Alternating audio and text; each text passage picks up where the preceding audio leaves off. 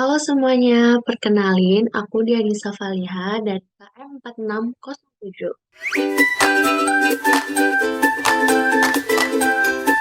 Oke, jadi di sini aku bakal ngebahas tentang komunikasi antar pribadi. Menurut Devito, komunikasi antar pribadi adalah interaksi verbal dan nonverbal antara dua orang atau lebih dari dua orang yang mana saling ketergantungan. Komunikasi antar pribadi ini dipandang sebagai bentuk komunikasi yang paling sempurna. Kenapa? Karena terjadi secara dua arah. Nah, terus komunikasi antar pribadi ini memiliki beberapa klasifikasi, di antaranya interaksi intim, percakapan sosial, interogasi, dan juga wawancara. Terus tujuan komunikasi antar pribadi ini sendiri adalah to learn, belajar, to relate, berhubungan, to influence, untuk mempengaruhi, to play, bermain, dan yang terakhir to help, untuk menolong. Komunikasi antar pribadi dikatakan efektif apabila memenuhi 5 kualitas umum. Di antaranya yang pertama itu keterbukaan, openness, yang mana dalam komunikasi antar pribadi sendiri ini memiliki 3 aspek, yaitu membuka diri, reaksi yang jujur dan spontan, dan juga kepemilikan perasaan. Yang kedua yaitu empati. Maksudnya tuh merasakan apa yang orang lain rasakan. Kita juga bisa menunjukkan cara berempati ini dengan cara kita mengerti apa yang orang lain maksudkan. Terus kita juga bisa menunjukkan apa yang kita rasakan berdasarkan apa yang orang tersebut rasakan. Jadi kayak saling timbal balik gitulah. Terus yang ketiga, sikap mendukung, support gitu ya. Ini kayak apa ya? Kita bisa menunjukkannya dengan cara menghindari untuk menilai secara negatif. Terus hindari menuduh. Terus kayak apa ya? Kita menunjukkan bahwa kita itu mau mendengarkan dan pikiran kita itu terbuka untuk bertukar pikiran gitu. Terus kita juga bisa kayak minta pendapat orang lain dan bukannya memakai pendapat kita sendiri gitu. Terus yang keempat itu sikap positif. Ini kita bisa menunjukkannya lewat pesan-pesan yang positif. Terus kita juga bisa apa ya menunjukkan secara verbal. Misalnya kayak seperti apa tersenyum itu juga bisa. Terus kita juga harus menyesuaikan apa ekspresi positif ini berdasarkan budaya yang ada karena kan emang budaya di beberapa daerah itu berbeda. Terus yang kelima, kesetaraan, equality. Maksudnya itu apa ya? Memperlakukan setiap orang sebagai kontributor penting dan tak tergantikan dalam interaksi. Cara menunjukkan itu kita bisa apa ya? Kayak meminta, bukan menuntut. Kita nggak boleh kayak memaksa orang gitu kan. Terus kita juga hindari untuk menyela pembicaraan atau pembicaraan gitu dan kita bisa merespon perkataan orang lain. Tuh. Di materi kali ini aku juga bakalan ngebahas tentang bagaimana cara mengelola hubungan jarak jauh atau yang biasa disebut LDR ya.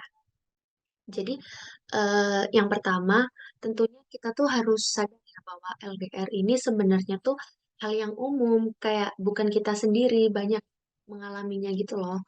Terus, cara di hubungan LDR, kita tuh harus mencari pendukung lain, kayak misalnya temen gitu. Jadi, ketika kita berjauhan dengan pasangan, kita tuh nggak merasa sendiri.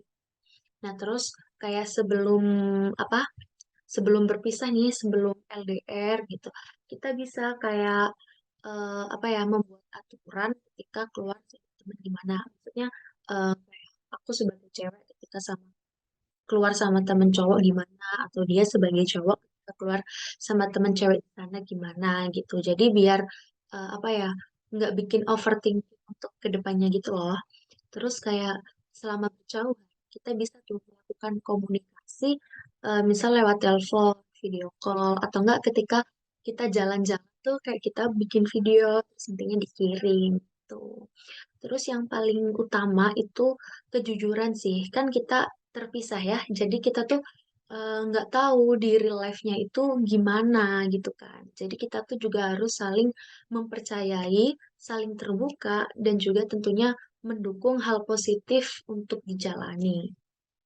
Kalau misal yang aku lihat ya, dari beberapa kasus penyebab rusaknya hubungan LDR itu, yang pertama komunikasi buruk, yang kedua hubungan dengan pihak ketiga, ini sih yang paling sering.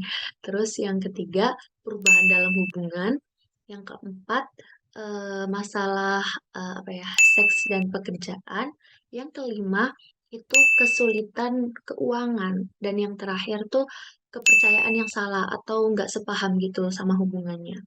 Nah, sebelum itu kayak ada sih beberapa tanda akan rusaknya hubungan. Yang pertama, menarik diri dari hubungan. Maksudnya tuh kayak menghindar gitu loh, menghindar biar nggak chatan gitu. Terus kurang membuka diri. Jadi kayak tadi kan aku nyebutin kita nggak tahu ya di real life-nya gimana. Terus kita sebagai apa ya, khususnya sebagai cewek tuh kadang overthinking gitu kan. Jadi kayak kadang kita menuduh yang enggak, kalau dia nggak membuka diri ya kita ya semakin nggak enak. Terus yang ketiga berbohong. Nah, kita juga nggak tahu kan aslinya kayak gimana. Tapi kalau udah ketahuan bohong, kita pasti juga marah gitu kan. Terus yang terakhir itu pesan-pesan positif berkurang, pesan negatif tuh bertambah. Maksudnya tuh kayak apa ya?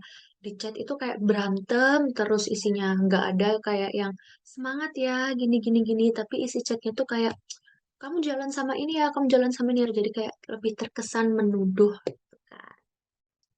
Jadi sebenarnya kalau udah ada tanda-tanda seperti yang aku sebutin tadi, itu masih bisa diperbaiki sih kalau nggak ingin berpisah. Tapi ya tergantung sama yang menjalani hubungan tersebut. Jadi kayak cara-cara memperbaiki hubungannya itu yang pertama, kenali dulu apa yang menjadi masalahnya, baik itu faktor eksternal ataupun internal.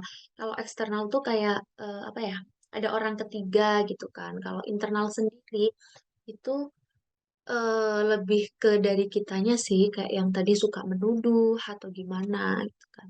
Terus yang kedua, lakukan penyelesaian konflik dan komunikasi yang produktif. Itu bisa kayak tentunya kita jujur dan apa ya, tanpa saling menyalahkan gitulah, kayak kita introspeksi diri masing-masing.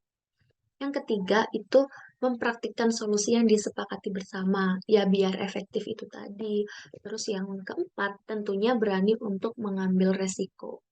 Nah, kalau misal apa tadi kan aku eh, nyebutin kayak biar apa sih hubungan ini bertahan gitu ya. Tapi kalau emang hubungan itu tidak dapat diusahakan untuk kembali lagi, aku ada juga nih cara-cara buat mengatasi putusnya hubungan itu tadi. Yang pertama, putuskan siklus depresi sama kesepian. Jadi ya udahlah nggak apa-apa kayak beberapa hari kita nangis atau galau-galau gimana, tapi kita nggak boleh secara gitu terus-terusan. Kita harus mengupgrade diri kita agar apa ya kayak dia nyesal atau gimana gitu kan. Terus yang kedua, ambil waktu untuk single. Jadi jangan langsung untuk pacaran hanya untuk pelampiasan. Yang ketiga itu kita harus meningkatkan rasa percaya diri, nggak boleh minder.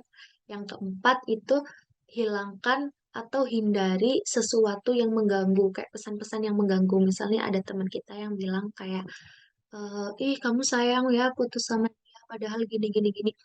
Udah nggak apa-apa kayak jangan peduliin aja omongan itu kalau kita emang nggak nyaman sama hubungannya ya buat apa kan kita yang ngejalanin gitu kan. Terus yang yang kelima ya, itu kita cari dukungan dan pertolongan. Maksudnya tuh kayak kita kan tadi ada ya kayak teman gitu. Kita bisa curhat ke dia kayak meluapkan emosi kita. Terus kayak kita bisa tuh jalan-jalan buat menghilangkan pikiran-pikiran kita yang ke dia terus gitu. Terus yang terakhir itu hindari mengulangi pola yang salah. Maksudnya tuh kayak ya udah jangan diulang lagi kalau misalkan hubungan ini toksik. Itu sih mungkin segitu dulu dari aku. Kalau misalnya ada yang kurang paham atau omongan aku belibet atau gimana, aku mohon maaf. Sekian, terima kasih. Dadah.